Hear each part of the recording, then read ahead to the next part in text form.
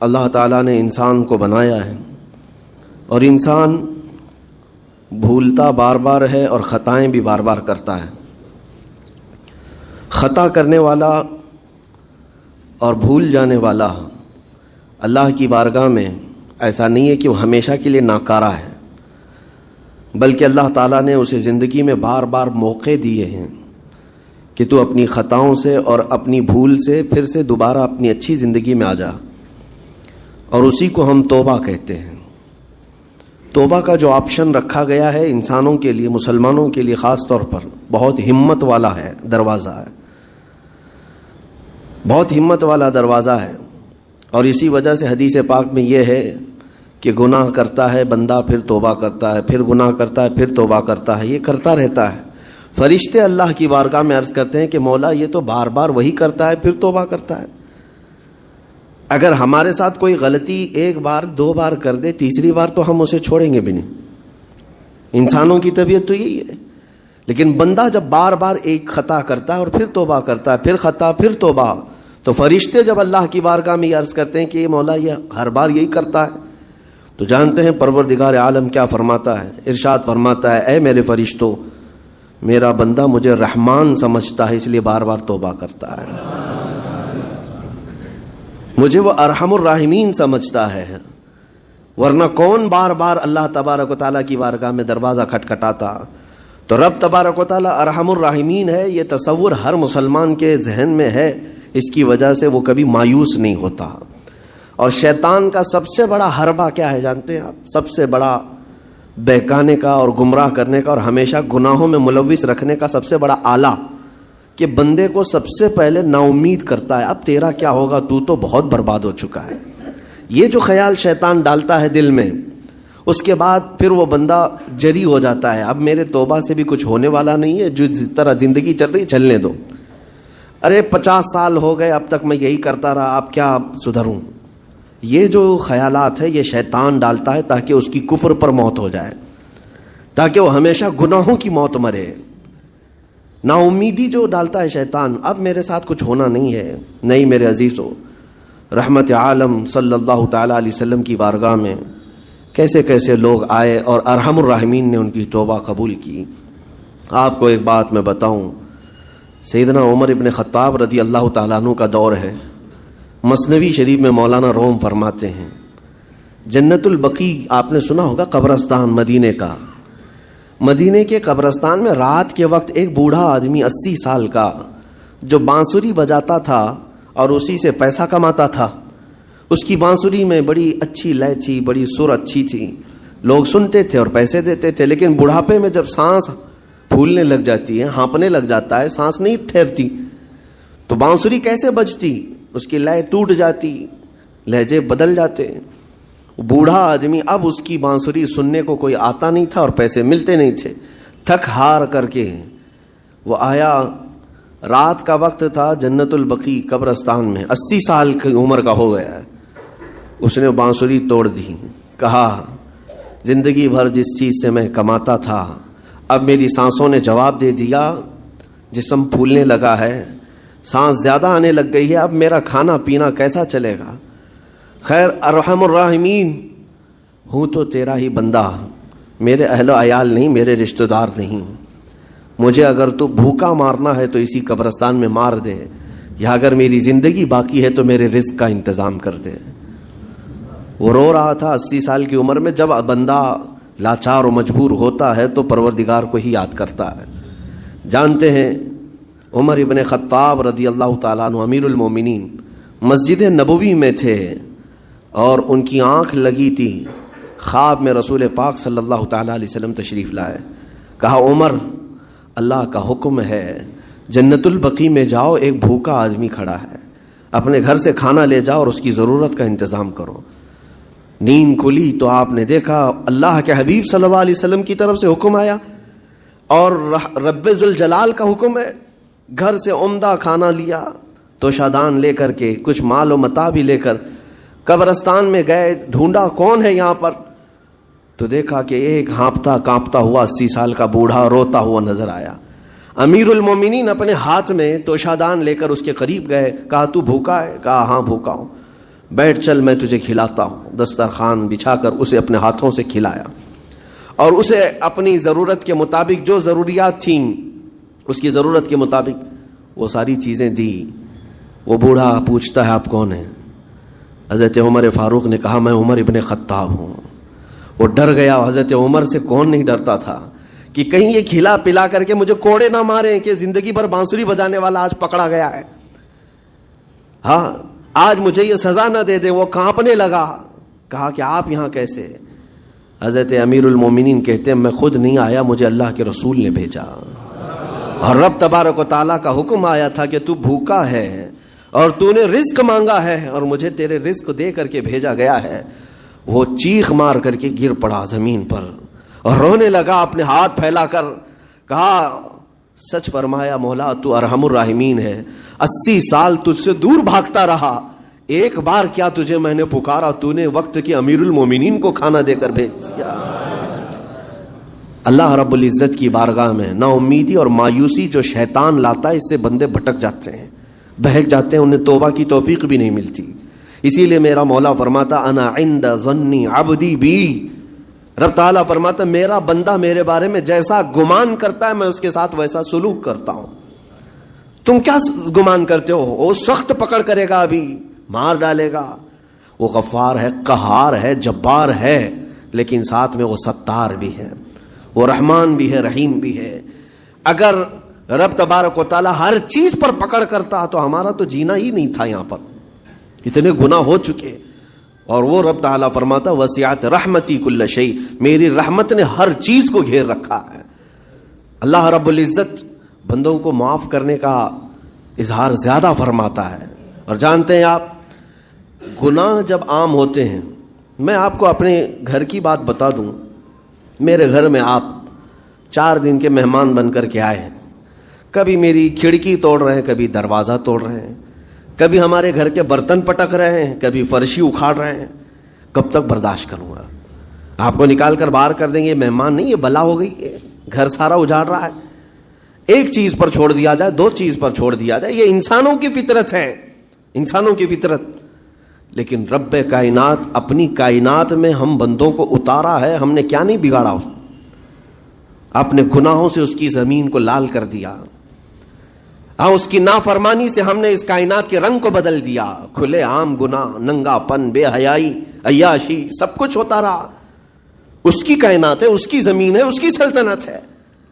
اور ان گناہوں کی وجہ سے جانتے ہیں آپ, سمندر اللہ کی بارگاہ میں عرض کرتا ہے کہ مولا تو مجھے اجازت دے دے, میں ایسی طغیانی لاؤں گا کہ یہ سب ہلاک ہو جائیں گے.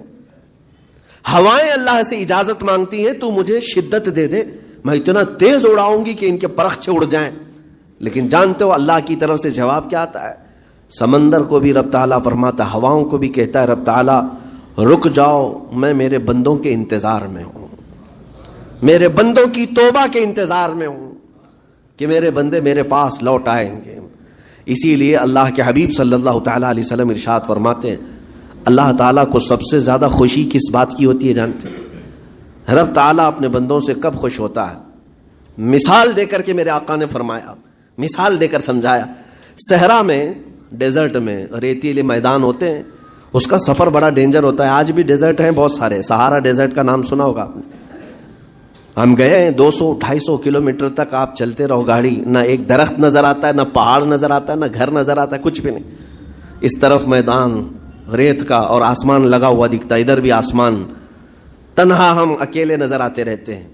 صحرا کا جو سفر ہوتا ہے بہت کٹھن ہوتا ہے. نبی پاک صلی اللہ تعالیٰ علیہ وسلم مثال دیتے ہوئے ارشاد فرماتے ایک بندہ اپنی اونٹنی لے کر, اس پہ ساز و سامان لے کر کھانے پینے کا صحرا کے سفر پر تھا, اور صحرا میں کھانا پانی بہت مقدار میں لی جاتی ہے کیونکہ کچھ ملتا نہیں, اور جلد سے جلد وہاں سے سفر گزار کر کے آنا. ایک بار اگر راستہ بھٹک گیا موت ہو جاتی ہے, وہاں پہ راستہ ملے گا نہیں. جس طرف بھی جاؤ تو لگے گا سیدھا ہی چل رہا ہوں, ڈائریکشن ہی نہیں پتا ہوتے صحرا میں. حضور پاک صلی اللہ علیہ وسلم فرماتے ہیں ایک بندہ صحرا کے سفر میں اپنی اونٹنی کے ساتھ ساز و سامان لے کر سفر پر تھا. بیچ راستے میں اسے نیند آئی, سویا, سو کر کے اٹھا تو دیکھا اس کی اونٹنی ساز و سامان کے ساتھ غائب ہے. صحرا میں, بیچ صحرا میں. اب جو سواری تھی وہ غائب ہے, کھانا پانی تھا وہ غائب ہے, کچھ نہیں ہے ساتھ میں. گھبرا گیا, پریشان ہوا, اپنی اونٹنی کو ڈھونڈتا ڈھونڈتا تھک گیا. کبھی ادھر کبھی ادھر, کبھی ادھر کبھی ادھر, ہر جگہ کہیں کوئی نشان نظر نہ آئے. اور جب سواری نہیں ہے تو اب کئی 100 کلومیٹر کا بغیر کھانے پینے کے کیسے سفر کرتا. تھک ہار کر کے دوسرا دن ہو کہ تیسرا دن ہو, ایک جگہ وہ بندہ سو گیا, پھر سے سو گیا, اب راستہ بھی نہیں ملتا. سویا تو نیند سے اٹھا جب تو دیکھا اس کی اونٹنی بھی موجود ہے, اس کا ساز و سامان بھی ہے. یہ مثال ہے, یہ مثال ہے. میرے آقا صلی اللہ علیہ وسلم صحابہ سے اب پوچھتے ہیں, اے میرے صحابہ بتاؤ اس بندے کو جو صحرا میں گمشدہ اونٹنی جس کی مل جائے اسے خوشی کتنی ہوگی. صحابہ کہتے ہیں یا رسول اللہ اس کی تو جان میں جان آ گئی ہوگی, کیونکہ وہ جانتے تھے صحرا کا سفر کیا ہوتا ہے. کہا سب سے زیادہ اسے خوشی ہوگی کہ اس کا کھویا ہوا سامان مل گیا, کھوئی ہوئی سواری مل گئی. میرے آقا صلی اللہ علیہ وسلم فرماتے ہیں گمشدہ اونٹنی کے ملنے پر جیسے اس مسافر کو خوشی ہوئی, اس سے کئی زیادہ بڑھ کر کے رب تعالیٰ کو اس وقت خوشی ہوتی ہے جب ایک گنہگار بندہ واپس توبہ کر کے اس کی بارگاہ میں آتا ہے. رب تعالیٰ کی بارگاہ میں جب بندہ پلٹ کر کے آتا ہے, رب تعالیٰ فرشتوں پر اس بندے کو دکھا کر رشک کرتا ہے. ارشاد فرماتا ہے میرا بندہ میرے پاس آ گیا, میرا بندہ میرے پاس آ گیا ہے. میں نے قرآن پاک کی وہی آیت تلاوت کی ہے جس میں اللہ تعالیٰ فرماتا ہے والذین اذا فعلوا فاحشۃ او ظلموا انفسهم ذکروا اللہ فاستغفروا لذنوبہم.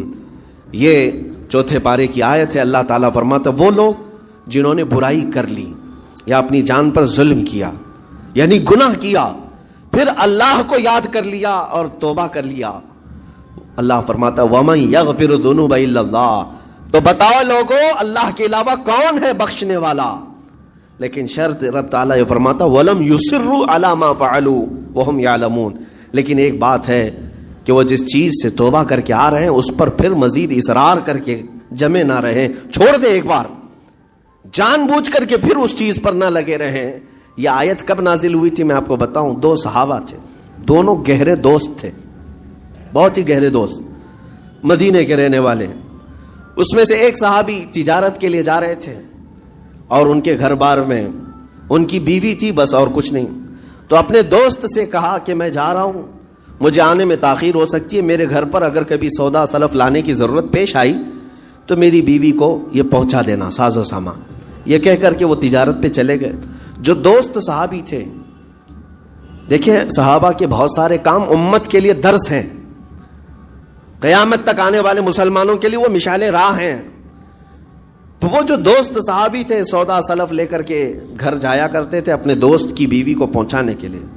ایک دن ایسا ہوا کہ شیطان نے ورغلایا اور سودا سلف سامان لے کر گھر گئے. ان کی خاتون باہر آئی دوست کی, انہوں نے اس خاتون کا صرف ہاتھ پکڑ لیا, ہاتھ پکڑ لیا, اور وہ عورت چونکہ مدینے کی رہنے والی صحابیہ ہیں اپنا ہاتھ تو چھڑا لیا, لیکن وہ چیخ مار کر رونے لگی کہ جس پر میرے شوہر نے سب سے زیادہ اعتماد کیا, تم تو جگری دوست بھائی کی طرح تھے, ہاتھ کیسے بڑھا دیا. تو اس صحابی کو فوراً احساس ہو گیا کہ میں بہت بڑی خطا کر گیا, میرے بھائی اور میرے دوست کی امانت میں نے خیانت کر دیا. اس نے مجھ پر بھروسہ کیا تھا اور اس کی بیوی کا میں نے ہاتھ پکڑ لیا. بس اتنی سی بات تھی. وہ خاتون بھی رونے لگ گئی کہ میرے ساتھ کیا ہوا, یہ صحابی بھی رونے لگ گئے. احساس فوراً ہو گیا کہ میں نے غلط کیا ہے, سودا سلف لانے کے وقت مجھ سے غلطی ہو گئی, خطا ہو گئی. اب اس خطا کی وجہ سے وہ کرتے کیا, ان کو تو ڈر یہ تھا کہ میں اپنے دوست کو منہ دکھانے کے بھی قابل نہیں, اور نہ ہی میں یہ چیز کسی کے سامنے ذکر کر سکتا ہوں, کیا کروں. تو مدینہ چھوڑ کر کے چلے گئے پہاڑیوں میں, اور بغیر کھانا پانی سب کچھ بھی نہیں تھا, پہاڑیوں کے بیچوں بیچ رہنے لگے, اور صرف روتے تھے اور گر جاتے تھے, اور کمزوری آ گئی جسم میں, اٹھنے پھرنے کی بھی طاقت نہیں تھی. اب وہ دوست ان کے صحابی تجارت سے واپس آئے, گھر میں آتے ہی ان کی خاتون نے بتا دیا کیا معاملہ پیش آیا. وہ بہت جلال میں آئے اور کہا کہ میرا دل ٹوٹ گیا, آج میری کمر ٹوٹ گئی, جس کے ساتھ ہم نے پوری زندگی بتائی آج اس نے میری عورت کے ساتھ ایسا کیسے کیا. بہرحال انسان ہے, خطا ہوتی ہے, انسان ہے, بھولنا اور خطا کرنا اس کی عادت ہے. اب ان کو دل میں تو بہت تکلیف ہوئی, کروں کیا, لیکن وہ صحابی تھے, انہوں نے کہا یہ معاملہ سیدھے حضور پاک کی بارگاہ میں رکھتا ہوں. کہا کہ میں سزا دوں گا یا پھر جو ہے ان کے لیے جو قرار واقعی چیز ہوگی وہ دلا کر رہوں گا. بارگاہ مصطفیٰ صلی اللہ تعالیٰ علیہ وسلم میں تشریف لائے, عرض کیا کہ آقا ایسا ایسا ہو گیا, میرے معتمد ساتھی نے میرے گھر میں ایسا معاملہ کر دیا. نبی پاک صلی اللہ تعالیٰ علیہ وسلم غمگین ہو گئے کہ ان دونوں کے درمیان ایسا کیسے ہو گیا. پھر تھوڑی دیر کے بعد رحمت عالم صلی اللہ علیہ وسلم جو غیب داں نبی ہیں, ہر چیز کو جانتے بلکہ اپنے امتیوں کے احوال سے باخبر رسول ہیں, نبی پاک صلی اللہ تعالیٰ علیہ وسلم اپنے اس غریب صحابی کے حالات معلوم کیے. پتہ چلا کہ وہ تو گھر بھی چھوڑ دیا, مدینے بھی چھوڑ دیا, پہاڑیوں میں جا کر کے پناہ لے کر کے اکیلا تنہا رہ رہا ہے. اللہ کے نبی صلی اللہ تعالیٰ علیہ وسلم اپنے اس غریب امتی صحابی کے حالات معلوم کرنے کے بعد اللہ کریم کی بارگاہ میں عرض کرتے ہیں کہ مولا تو فیصلہ سنا دے. اللہ تعالیٰ نے آیت نازل فرمائی, جو آیت میں نے آج آپ کے سامنے تلاوت کیا. اللہ تعالیٰ فرماتا ہے والذین اذا فعلوا فاحشۃ او ظلموا انفسهم, جن لوگوں نے گناہ کر لیا یا اپنی جان پر ظلم کیا ہے, پھر ذکروا اللہ فاستغفروا لذنوبہم, اللہ کو پھر جلدی یاد کر لیا اور توبہ کر لیا. رب تعالیٰ فرماتا ومن یغفر الذنوب الا اللہ, محبوب بتاؤ اللہ کے سوا کون ہے گناہوں کی بخشش کرنے والا. اللہ تعالیٰ ان کے گناہوں کو معاف کر دیتا ہے جو فوراً اپنے گناہ کے بعد یاد کر لیتے ہیں کہ مجھ سے خطا ہوئی ہے. رسول کریم صلی اللہ تعالیٰ علیہ وسلم نے اس صحابی کو بتایا تیرے بھائی سے بھول ہوئی, خطا ہوئی, لیکن رحمان نے اس کی بخشش کا مژدہ قرآن میں سنا دیا کہ وہ باز آ گیا اور توبہ کر رہا ہے, لہٰذا تیرے لیے بھی یہ زیب نہیں دیتا کہ تو اب کوئی انتقام لے, تو اپنے دل سے معاف کر. یہ صحابی تھے, اللہ کے نبی صلی اللہ علیہ وسلم کے پروردہ تھے, نفسانیت اور خواہشات کے نہیں. یہ فوراً گئے اور اپنے اس جگری دوست کو, اپنے اس بھائی کو ڈھونڈتے ہوئے پہاڑیوں کے بیچوں بیچ جا کر کے دیکھا. ان کی حالت بہت خستہ تھی, کمزور ہو گئے تھے اور روتے روتے اتنا تھک گئے تھے, نہ کھانا ہے نہ پانی ہے, بس یہ کہ ان سے خطا کیا ہوئی تھی, اپنے دوست کی عورت کا ہاتھ پکڑ لیا تھا. بس میرے عزیزو, اس سے بڑا نہیں. ہاتھ پکڑنے پر ان کو اس قدر احساس تھا کہ مدینہ چھوڑ دیے. لوگ یہاں پورے کے پورے گناہ میں ڈوب جاتے ہیں, زنا میں ڈوبتے ہیں, انہیں احساس تک نہیں. یہ صحابی گئے اور جیسے ہی یہ گئے تو وہ ہوش میں آئے اور رونے لگے کہ میرا بھائی آ گیا اور اب شاید یہ انتقام لے گا, بدلہ لے گا, مجھے مار ڈالے گا, کیونکہ میں نے اس کا اعتماد توڑا, اس کا بھروسہ ختم کیا. لیکن یہ صحابی گئے اور ان کا ہاتھ پکڑا اور اپنے سینے سے لگایا, کہا کہ تو بھی ابن آدم ہے, میں بھی ابن آدم ہوں, انسان ہے, خطا ہو گئی, لیکن بشارت ہے تجھے کہ اللہ نے قرآن میں محبوب کی بارگاہ میں آیت اتاری, تیری بخشش کا پروانہ اتار دیا.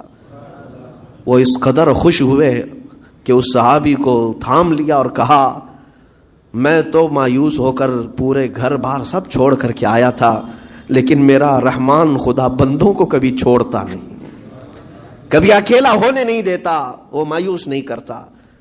میرے عزیزو, آج ہمارے پاس وقت ہے, جب ٹھوکر کھائیں تو فوراً احساس ہو جائے, جب غلطی ہو جائے. غلطیاں کس سے نہیں ہوتی, گناہ سب سے ہوتے ہیں.